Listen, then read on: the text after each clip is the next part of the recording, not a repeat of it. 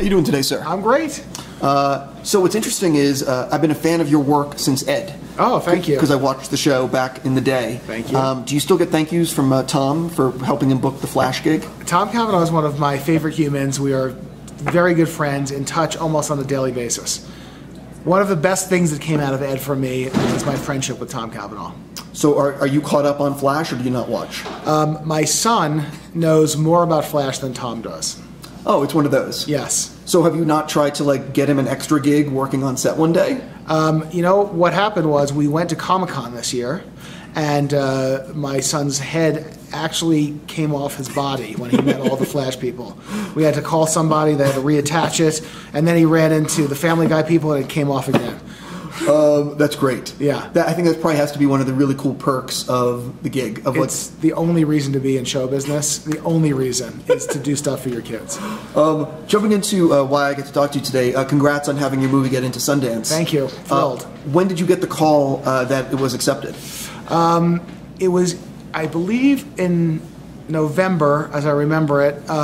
We had a couple of screenings in Los Angeles. Big screenings with 200 or 300 people, general public. We also had some buyers there looking at the film, and I heard after the fact that John Cooper was at one of the screenings. So I was retroactively nauseous. You know what I mean? I was like, wait, what? He was there? And they called up the next day and said, you're our closing night film. So I just thought, is this a prank? Really? Yes, we're thrilled, really happy. 99.9% of the people watching this interview right now will know nothing about your movie because it's so, it's premiering at Sundance, and right. You know what I mean? So I hate saying it, but can you talk a little bit about what it's about? And, Yeah, it's based on a book by a great author, Jonathan Evison, and our movie it's an odd movie because it's bathed in tragedy, but is actually a comedy and gets a lot of laughs. Paul Rudd plays a guy who has suffered a horrible tragedy, and he ends up learning to be a caregiver, and his first client is Craig Roberts, who is an 18-year-old kid with muscular dystrophy. And while this can sound that you're in a very depressing space, one guy is paralyzed emotionally, one paralyzed physically, but they're both really funny. And it's this odd couple movie. They end up going on this road trip where they pick up a couple of other broken souls, Selena Gomez, along the way, hitchhiking from the Pacific Northwest down to Utah, and Megan Ferguson, a hapless pregnant woman on the side of the road. How tough was it for you to get financing for the movie? It was almost instantaneous after Paul Rudd said that he would be in the movie. It was really that fast? Yes, that's what Paul does for you. Yes. Talk a little bit about landing Paul. Was it someone that you knew? Was it someone that you went after? Were you always envisioning him in the movie? As I was writing the movie, I knew that we needed somebody that was a very, very good actor because there was a real emotional undercurrent to the movie. But I also knew that I needed someone that could be really funny. And that's such a small handful of guys that can pull that material off. So as I was writing, I found myself dreaming of Paul Rudd over and over again.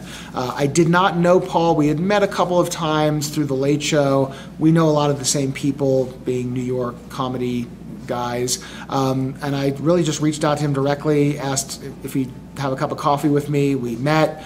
I told him about the project. I gave him the script.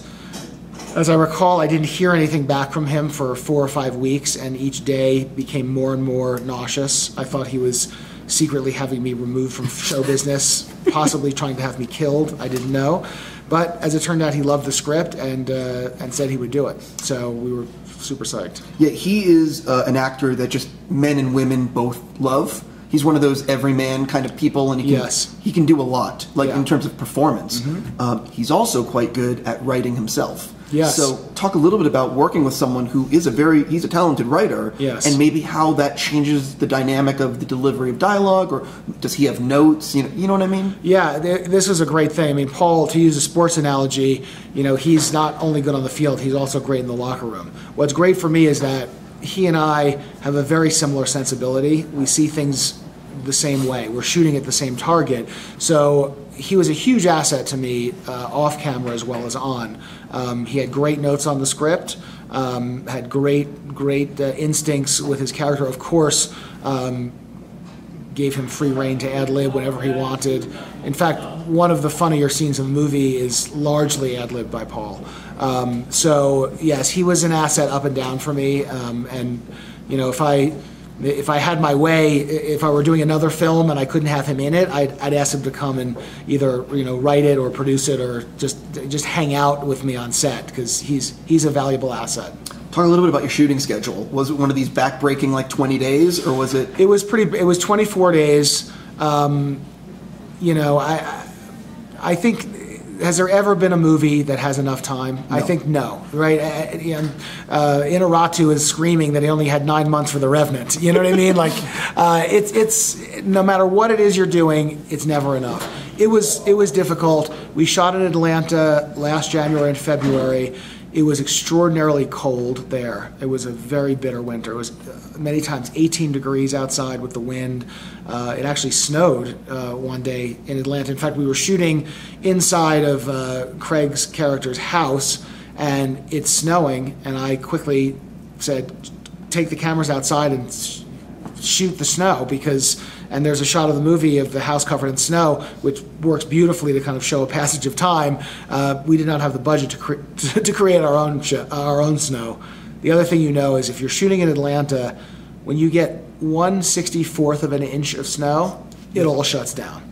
Absolutely. Everyone's done. They're done. That's it. Get the kids home from school. There's 1/64th of an inch of snow on the ground. How are you as a filmmaker on set in terms of storyboarding all the material and thinking you're going to shoot it a certain way versus finding it in the moment while you're there? It's a great question. I like to pride myself on being extraordinarily prepared. I go in with everything very thought out. I wouldn't say quite storyboarded, something storyboarded, but a very strong plan of what it is that we want to accomplish. I had a great DP on this movie, Giles Nutchins. We would meet every Sunday and go over that week's shooting, because I kind of feel like you want to have time to be flexible, and the only way you can have that time to be flexible is if you're prepared. So the biggest changes in shooting for me were sometimes because of the schedule. I know there was one sequence in the movie that I had I think like a 16 or 17 shot sequence that I had planned out, and I was just looking at it. It was a location that we weren't going to be able to afford to get back, and I had, you know, that's the time where you have to really adjust. I'll tell you honestly, Ed is the best possible training ground for that. Directing 1 hour television, you're shooting 8 pages a day. That's breakneck for real. So you get very used to, as the day's going on, saying, oh, you know what? Those two people at the diner can be sitting on the same side of the table. So you have to do some of that. But also helpful and hugely important that I think maybe gets overlooked in that discussion is how good your actors are. You know, that's kind of everything. And this was like driving the world's fastest race car. You know, I with Paul and Craig, who is just amazing in the movie, Selena, Megan, Jennifer Ely, all of them, they're so good that you didn't need 20 takes to get what you needed. You got what you needed in 1 or 2 takes, and then if you had the luxury of trying some other stuff, you could do it. But if you have the right actors, it makes all of this extremely easy. How long was your first take versus the finished film? The first cut? Yeah. Sorry, the first take. I'm like, yeah. The first. I think the editor's cut of the movie was probably came in at around 2 hours and 10 minutes. I think. I think we're now at 93:16. Oh wow. This movie is meant to be short. I think not too short, but it's not. I don't think this movie is meant to be anything over 105 minutes at the outside, and I think 2 hours would be a mistake. I feel very comfortable with the length of the movie now. It moves very quickly. It has a lot of playability. You know, audiences respond to it, and I think part of it is the pace. What did you learn from the test screenings / friends and family screenings that maybe dictated how the finished film looks? We unfortunately did not have a lot of time to have a ton of those. I would have liked to have more.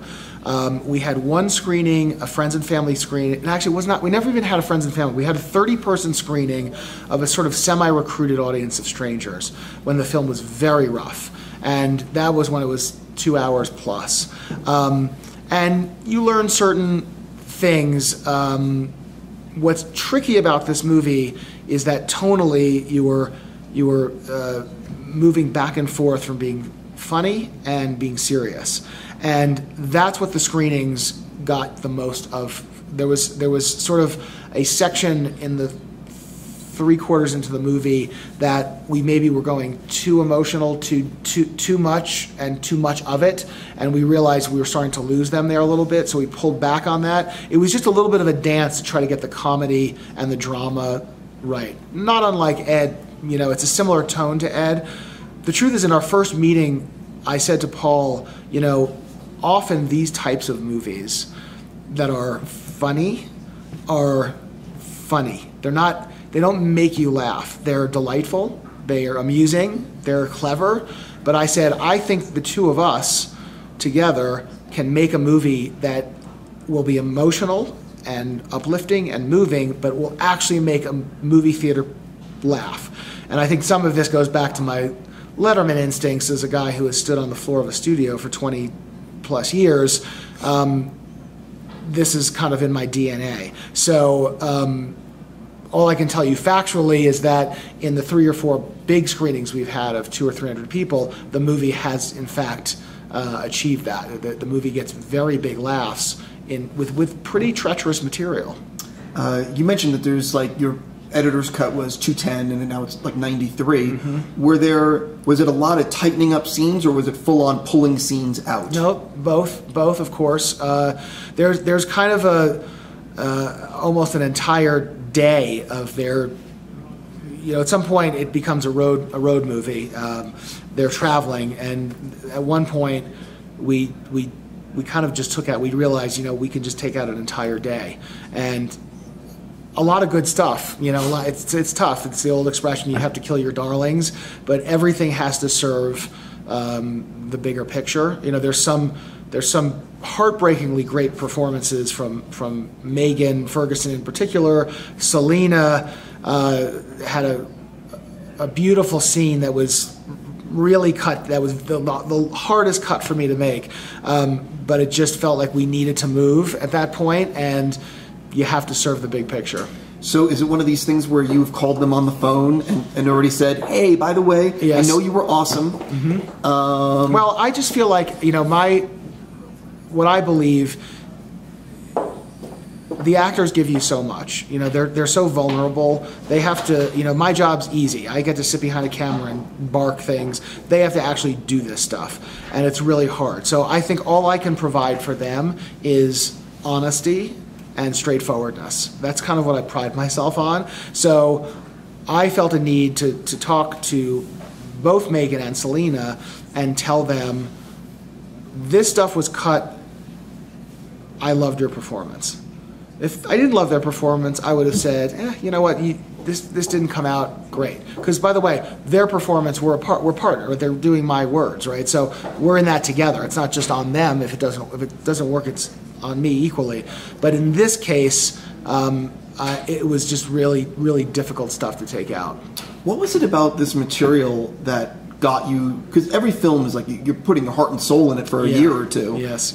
So what was it about the material that said, I have to make this? Yeah, I think Jonathan Evison did such a beautiful job with the novel, where you were reading this story that is incredibly tragic, and yet it's not told in a tragic way. And I think what interested me about this was the usual version of this story that you see is you have an irascible caregiver come in and breathe life into the ill or injured.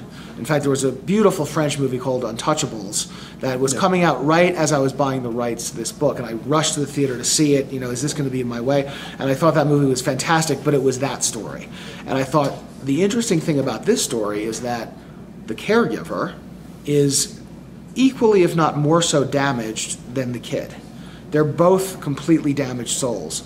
And the other thing that I think is difficult but interesting is that this entire story takes place in the aftermath of the action.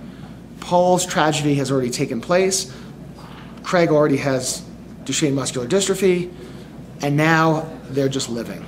So it's hard because you've lost a lot of that drama, but there's something so interesting in the nuance of these characters who, by the way, will never overcome these things. Paul will never get over this tragedy. This kid will never conquer the disease.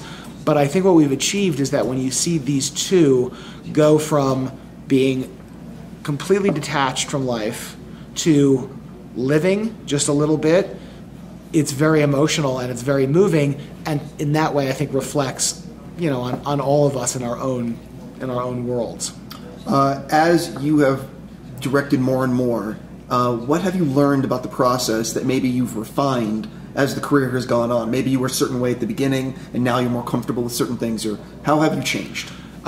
Yes, you try to evolve constantly. I mean, some of it is just brute force. Some of it is learning, picking up things of camera move. A great thing that I really feel like I learned in this movie from Giles, who is just a brilliant cinematographer, was the idea of having characters move into frame.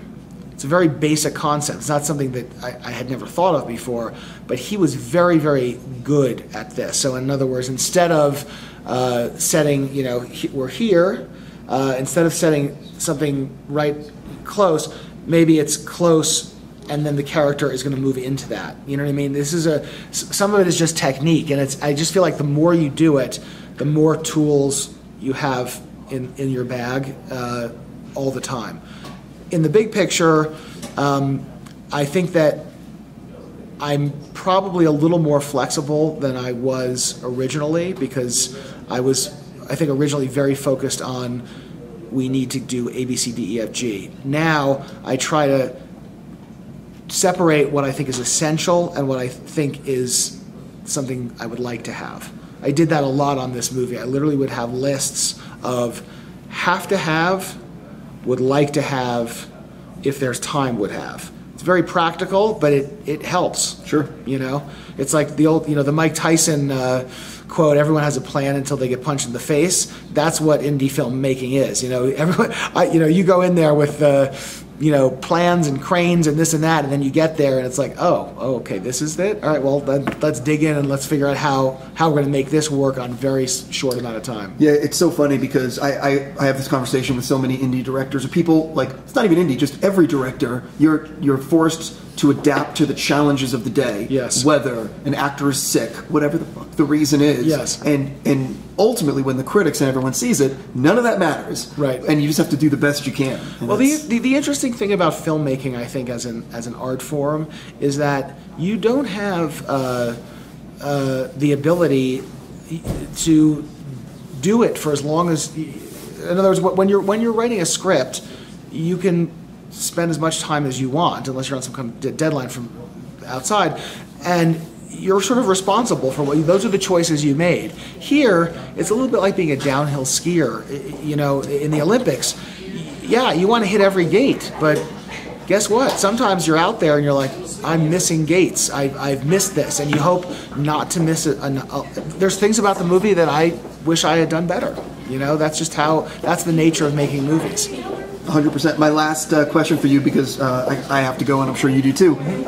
You got to work with Dave for so long, yes. And I'm sure you have amazing memories, and I could talk for an hour just about that. Mm-hmm. But is there a day or two that you'll always remember that really stands out from the show, or it's just like maybe it's a crazy off-the-wall story, or just like, you know what I mean? Right.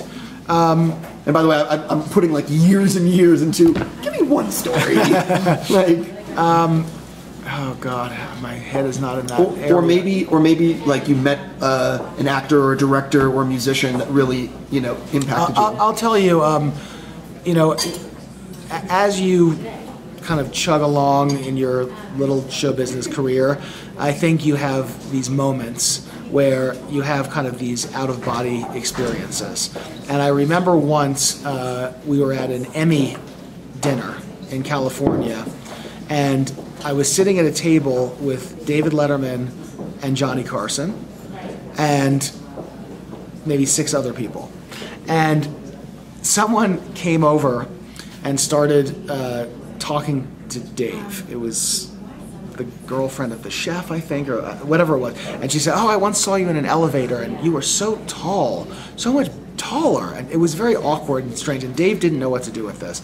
And all of a sudden, Johnny is sitting over here. I'm over here, and Dave's just he's handcuffed now by this woman who keeps telling him that he's tall, you know? And all of a sudden, Johnny, almost under his breath, says, "Oh, he's big. He's a big man." And I just instinctively, and if I had thought about it another second, I would have not had the courage. But I then just turned to Johnny. I'm like, "Oh God, he's huge. Look at him." And Johnny's like, "Yeah, I know." And Johnny and I are going back and forth. I'm like, "Where do you suppose a guy like that buys clothes?" And Dave is dealing with this woman, very well aware that Johnny Carson and I are making fun of him. And it's one of these moments where, if ever in my life I thought that I would be sitting at a table and Johnny Carson and I would be together making fun of David Letterman, I'm out. Tombstone written, I'm done. Thank you. That's amazing. Yeah, it's one of my favorite things. Thank you so much for your time. Thank you. I cannot wait to see your movie. I appreciate it. Have a fantastic day. Let me hit stop.